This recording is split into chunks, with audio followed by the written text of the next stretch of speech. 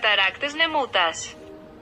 Από τους πρόποδες του Ερημάνθου ξεκινάει το ταξίδι του ο ομώνυμος ποταμός Ερήμανθος και στην πορεία του εμπλουτίζεται από μικρά ριάκια και πηγές.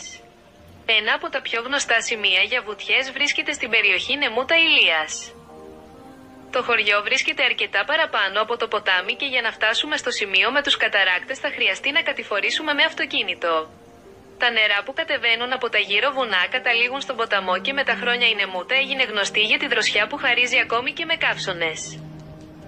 Είναι εντυπωσιακό ότι παρά το μικρό υψόμετρο που έχουν οι γύρω κορυφές βγαίνει τόσο νερό από τις πλαγιές τους.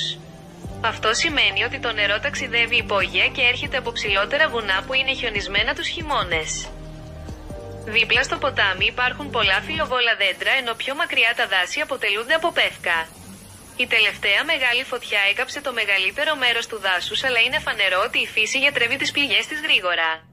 Τα καμένα ήδη έχουν πρασινίσει και πέρα από τους θάμνους διακρίνονται και μικρά πεύκα.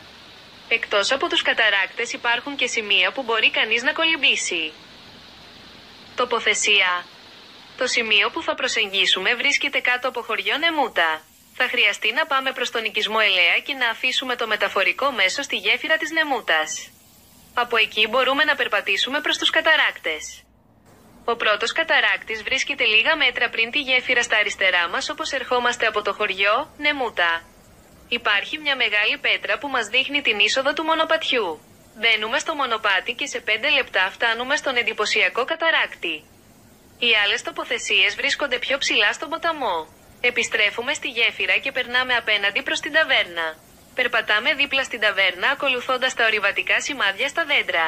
Στο σημείο που ο δασικός δρόμος κάνει διχάλα πάμε αριστερά προς τα κάτω και για λίγο ακολουθούμε το μονοπάτι.